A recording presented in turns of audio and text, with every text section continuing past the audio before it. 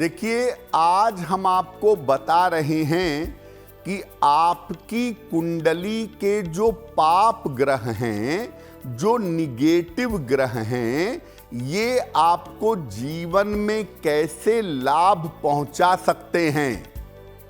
पाप ग्रह या निगेटिव ग्रह केवल नुकसान नहीं करते, इनका फायदा भी होता है।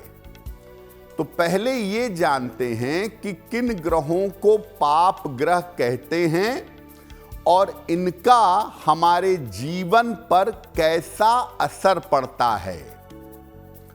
देखिए, कुल मिलाकर हम ज्योतिष में 9 ग्रहों का अध्ययन करते हैं। इनमें कुछ शुभ ग्रह होते हैं, कुछ क्रूर ग्रह होते हैं और कुछ पाप ग्रह होते हैं। पाप ग्रह कुल मिलाकर 3 हैं: शनि, राहु और केतु।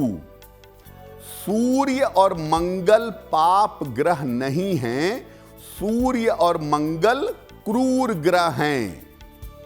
तो शनि, राहु और केतु जो पाप ग्रह हैं, ये जीवन को पाप कर्म की तरफ या पाप भावना की तरफ ले जाने की ताकत रखते हैं।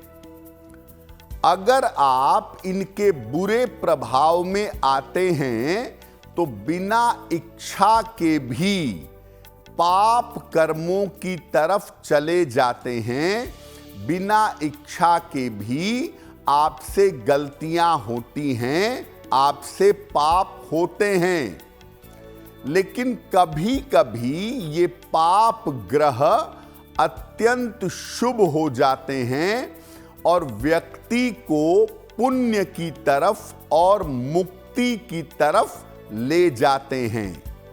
यानी अगर ये पाप ग्रह जीवन में पाप प्रभाव दे रहे हैं तो आपको प्रेशराइज करके आपसे गलत काम करवाएंगे या गलत काम हो जाएगा।